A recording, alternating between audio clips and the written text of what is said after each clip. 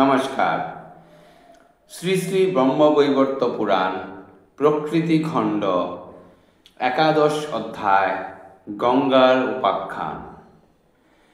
নারায়ণ বাক্য শুনি দেবর্ষি নারদ হইলেন উল্লসিত ভাবে গদগদ।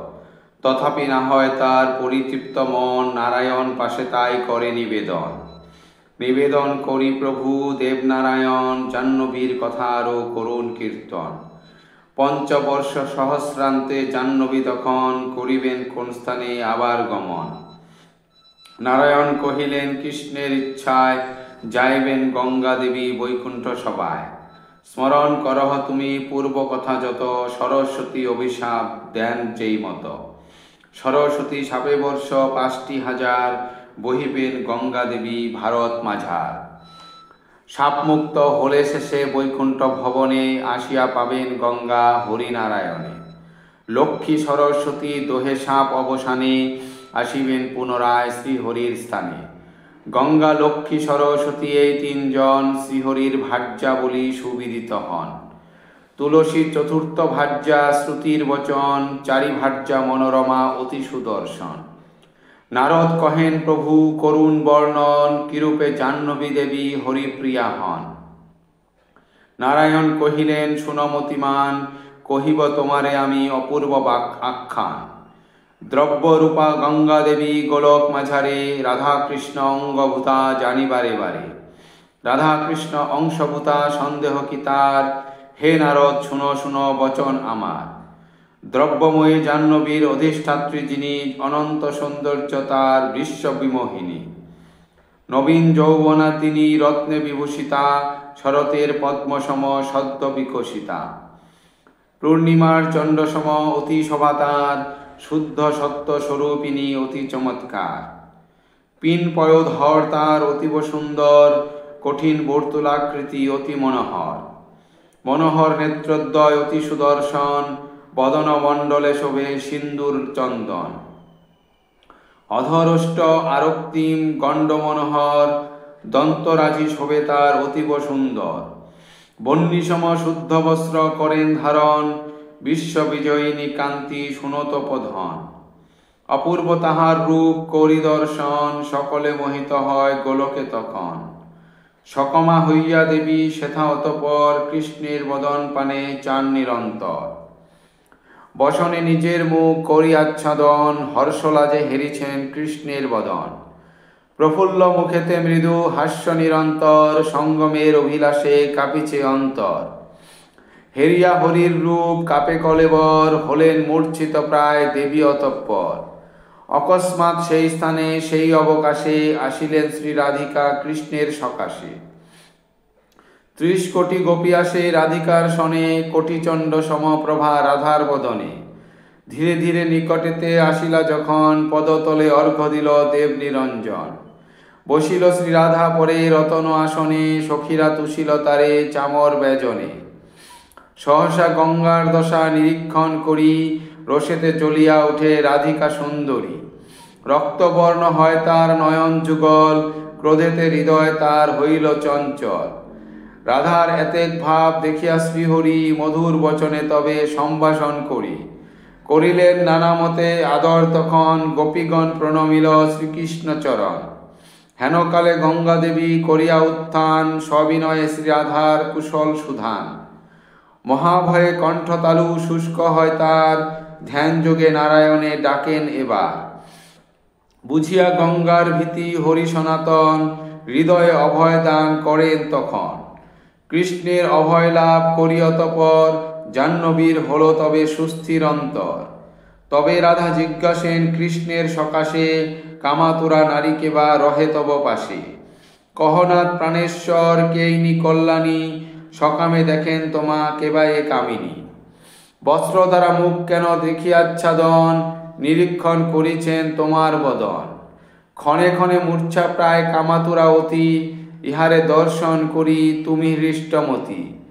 আমা দর্শন করি তোমার যে ভাব, দেখিতেছি তব মাঝে এ কি এ স্বভাব। ইহারে হেরিয়া তব সকাম অন্তর, কেন এই আচরণ কহ প্রাণেশ্বর। যতদিন আছি আমি গোলক মাঝার, ততদিন কেন তব এহীন আচার। কামুক লম্পট তুমি যদি ইষ্ট চাও, এই ভাজ্যা সহ তুমি দূরে চলে যাও। গোলক নগরে নাহি হইবে অন্যথা, আমার বচন এই পালিবে সর্বথা। নতুবা না হবে কভু মঙ্গল তোমার, এক্ষণে গোলক তুমি কর পরিহার। পূর্বক কথা স্মরত প্রভু নিবেদন করি, আরবার যে আচার করেছিলে হরি। বীরজার সহ তুমি চন্দন কাননে, মিলিত হইয়াছিলে ভেবে দেখো মনে। তোমারে ক্ষমিনুনাথ সখীর বচনে, বারবার ক্ষমা বল করিব কেমনে। জানিয়া সেদিন তুমি মোর আগমন, চন্দন কানন হতে কইলে পলায়ন। বিরজা নিজের দেহ করিয়া বর্জন, সেই হতে নদীরূপ করিলা ধারণ। কিন্তু তবু মনে মনে ভুলিতে না পারি, নদী পাশে গিয়েছিলে ওহে বংশেধারী। অতঃপর গৃহে যেই করিনু গমন, বিরজার নাম ধরি কাঁদিলে তখন। তোমার ক্রন্দন শুনি বিরজা সুন্দরী, আসিলা তোমার পাশে নবরূপ ধরি। প্রেমাবশে আলিঙ্গন কর বারবার, বীর্যত্যাগ করেছিলে গর্ভেতে তাহার। তাহার উদরে জন্মে ৬০টি তনয়, ৬০টি সমুদ্র বলি বিশ্বজনে কয়। শোভা নামে গৌপী সহ চম্পকের বনে, বিহার করিতেছিলে অতিরিষ্ট মনে। জানিতে পারিলে যেই মোর আগমন, অকস্মাৎ অন্তর্হিত হইলে তখন। শোভাও আপন দেহ করিয়া বর্জন, চণ্ডীর মণ্ডল পানে করিল গমন। দেহ তার স্নিগ্ধ তেজে পরিণত হয়, বিভাগ করিলে তেজ তুমি যে সময়। কিছু তেজ নিক্ষেপিলে সুবর্ণের মাঝে, আর কতকাংশে তেজ রত্নেতে বিরাজে। এক অংশ তার তুমি রৌপ্যে কর দান, কিছু তার মানিকেতে করিলে বিধান। বসন তেজের কিছু অংশ বুঝি পায়, তেজ রূপ দেখি কিছু পুষ্পের বিভায়। জলেতে তাহার কিছু দেখিবারে পাই, শস্যেতে কিঞ্চিৎ দেখি কহিত বঠায়। তেজের ঈষৎ অংশ রয়েছে চন্দনে, ফলেতে পল্লবে আছে জানে সুধি জনে। কিছু তেজ দান কর রমণী বদনে, দেউলে প্রাসাদে তেজ দিলে সেই ক্ষণে। বৃন্দাবনে বনমধ্যে প্রভা গোপীসহ, মিলিত হইয়া তুমি ছিলে অরহর। জানিতে পারিলে যেই মোর আগমন, অকস্মাৎ অন্তর্হিত হইলে তখন। দেহ ত্যাগ করি প্রভা সূর্যপানে যায়, দেহ তার তেজরূপ ধরিল তথায়। তাহার নিকটে গিয়া শুনো কৃষ্ণধন, সেই তেজ নিজ বক্ষে করিলা ধারণ। অবশেষে মোর ভয়ে করি পরিহার, সেই তেজ জনে জনে দিলে বারবার। হুতাসনে নৃপগণে পুরুষ সকলে, দেবতা ও দস্যুগণে দিলে দলে দলে। নাগ বিপ্র মুনিগণে তেজ কর দান, তেজস্বী তপস্বীগণে করিলে প্রদান। শান্তি নাশনী গোপী সহস্রিয়াস মণ্ডলে, মিলিত হইয়াছিলে তুমি কৌতূহলে। বসন্তকালেতে তুমি চর্চিত চন্দনে, পুষ্পের শয্যায় শুয়ে রত্নের ভূষণে। শান্তি সহ মন সুখে করিলে বিহার, মহাসুখ চিত্তে তব জাগে অনিবার। জানিতে পারিলে যেই মোর আগমন, তিরোহিত হলে তুমি অমনি তখন। দেহ পরিত্যাগ শান্তি করে সেই দিন, সেই হতে হলো শান্তি তোমাতে বিলীন। গুণ রূপে পরিণত হলো দেহ তার, জনে জনে সেই গুণ করিলে বিস্তার। সেই মহাগুণ তুমি করিয়া বন্টন, বিশ্বমাঝে কিছু কিছু করিলে অর্পণ। সমুদ্র সম্ভবা লক্ষ্মী অংশ তার পায়, বিষ্ণু তার কিছু অংশ নিজ নিজ গায়। বৈষ্ণব পুরুষ পায় গুণের বিভাগ, তব মন্ত্র উপাসক পায় মহাভাগ। তপস্বী ধর্মিষ্ঠ জনে কর বিতরণ, অনাসক্ত জনে গুণ করিলে অর্পণ। সুবেশ ধরিয়া তুমি পুষ্পের শয্যায়, ক্ষমা নাশনী গোপী সহ মিলিলে তরায়। মহানন্দে মূর্ছাগতা সঙ্গমের সুখে, আলিঙ্গন করে ক্ষমা হাস্যভরা মুখে।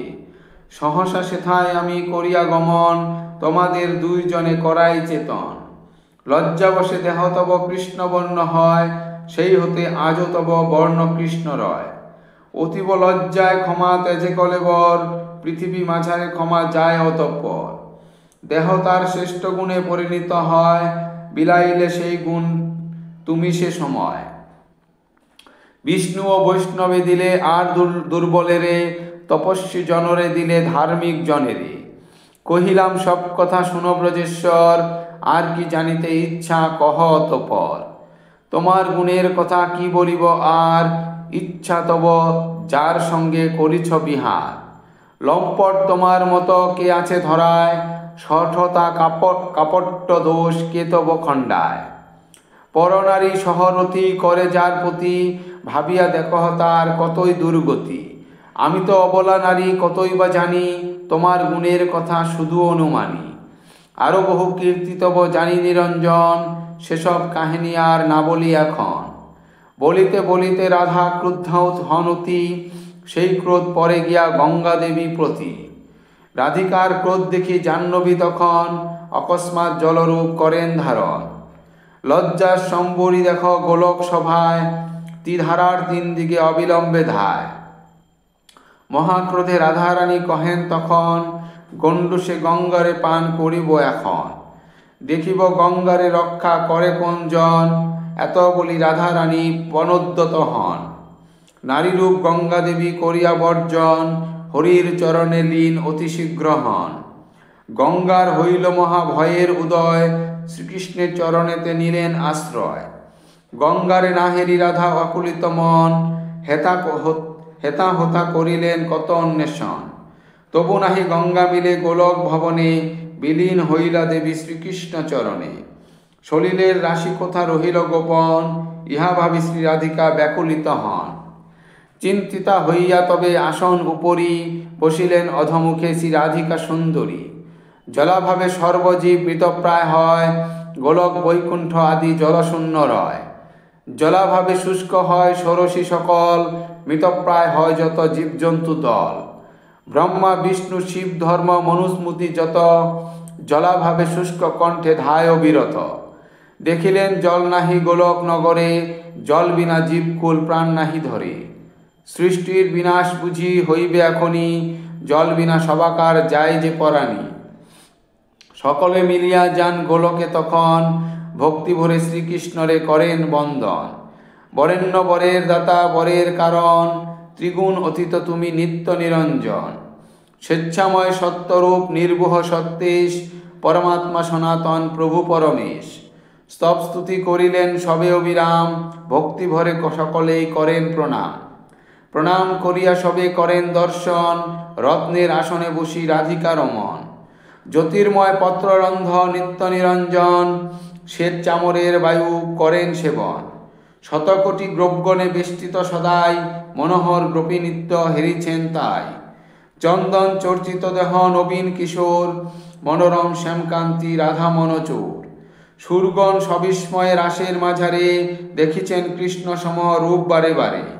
দ্বিভুজ মুরলীধারী শ্রীকৃষ্ণের রূপ, বনমাল্যে বিভূষিত অতি অপরূপ। রূপে গুণে কৃষ্ণ সম সমান আকার, এক ভাব এক ভঙ্গি এক ব্যবহার। বিস্মিত হইয়া পরে মুনি মনুগণ, ব্রহ্মারে সকল কথা করেন জ্ঞাপন। শুনিয়া তাদের বাক্য ব্রহ্মা অতঃপর, শ্রীকৃষ্ণের সমীপেতে গেলেন সত্তর। শ্রীহরির ধ্যান করিলে স্তবন, মায়াদূর করিলেন শ্রীকৃষ্ণ তখন। হৃষ্টমনে অনন্তর মুনি মনুগণ, ভক্তি ভরে করিলেন প্রণাম তখন। তাহাদের অভিপ্রায় জানি সনাতন, মৃদু হাসে কহিলেন মধুর বচন। শুনো শুনো ব্রহ্মাদি যত দেবগণ, গঙ্গা তরে তোমাদের হেথাগমন। রাধা ভয়ে গঙ্গা দেবী আমার চরণে, লুকায়িত রহিয়াছে অতি ভীত মনে। যদি সবে কর তারে অভয় প্রদান, বাহির করিব তারে সবা সন্নিধান। শুনি ব্রহ্মা সে সময় কৃষ্ণের বচন, ভক্তি ভরে স্তব করি রাধিকারে কন। শুনো শুনো রাধারানী মম অনুরোধ, গঙ্গার জননী তুমি নাহি কর ক্রোধ। তব অংশে জন্ম তার তব কন্যা সম, তার প্রতি কৃপা কর অনুরোধ মম। শুনিয়া ব্রহ্মার বাণী রাধিকা তখন, গঙ্গারে অভয় দেন হয়ে হৃষ্ট মন। শ্রীকৃষ্ণ বলেন তবে সম্বোধি গঙ্গারে, রাধিকা অভয় দিল আর ভয় কারে। আবির্ভূতা হও তুমি আমার বচনে, হেতা আসে বিশ্ববাসী তোমার কারণে। এত শুনি গঙ্গা দেবী হরষিত মন, শ্রীকৃষ্ণ চরণ হতে আবির্ভূতা হন। জলরূপ তেজি গঙ্গা বসিল তখন, তাহা দেখি পুলকিত দেব পদ্মাসন। ব্রহ্মা বিষ্ণু মহেশ্বর হেরিয়া গঙ্গারে আনন্দিত হইলেন অতীব অন্তরে। কমণ্ডলু করি গঙ্গা নীলপদ্মাসন, শিরোপরি মহেশ্বর করিল ধারণ। তথাপি গঙ্গার ভয় নাহি হয় দূর, রাধিকার ভয়ে তার বুক দুরুদূর। অনন্তর ব্রহ্মাদেব গঙ্গারে তখন, রাধিকার মন্ত্রস্রোত্র করি সমর্পণ। সামবেদ মতে দেন নানা উপদেশ, শিক্ষা দেন রাধা ধ্যান পূজা সবিশেষ। রাধিকারে পূজা করি জাহ্নবী তখন, হৃষ্টমনে বৈকুণ্ঠতে গড়েন গমন। ব্রহ্মা বিষ্ণু শিবে ডাকি কন নিরঞ্জন, গঙ্গারে সকলে মিলি করহ গ্রহণ। আসিয়াছে সবে মিলি গোলক মাঝারে, জীবিত রহিলে তাই কহি সবাকারে। হেতাকর অবস্থান পাইবে নিস্তার, জানিও গোলক ধাম জগতের সার। বিশ্বমাজ আসিয়াছি প্রলয়ের দিন, সকলে মিলিয়া হইলে আমাতে বিলীন। সর্ববিশ্ব নিমজ্জিত হয়েছে জলেতে, শুধু জল নাই এই বৈকুণ্ঠ ধামেতে। ব্রহ্মা তুমি যাও তোরা ধরায় এখন, পুনর্বার ব্রহ্মাণ্ডের করহ সৃজন। মুনি ঋষি নরগণে সৃজন করিবে, পশু পক্ষী আদি যত তুমি সৃজিবে। যতদিন এইসব সৃষ্টি নাহি হয়, তাবৎ হেথায় গঙ্গা থাকিবে নিশ্চয়। নারায়ণ প্রতি তারা জুড়ি দুই কর, নারায়ণে করিলেন ভজনা বিস্তর। তবে দেব রাধানাথ অন্তপুরে যান, সৃষ্টিতরে দেবগণ করেন প্রস্থান। কহিলাম সবিস্তারে গঙ্গা উপাখ্যান, আর কি শুনিতে ইচ্ছা কহ মতিমান। প্রকৃতি খণ্ডে 11 অধ্যায় সমাপ্ত। ধন্যবাদ। আপনাদের যদি আমার এই পাঠগুলি ভালো লেগে থাকে তাহলে চ্যানেলটিকে সাবস্ক্রাইব করবেন, লাইক এবং কমেন্ট করে জানাবেন আপনারা আরও কি শুনতে চান কোন গ্রন্থের, সেটা আমি পাঠ করার চেষ্টা করব। ধন্যবাদ।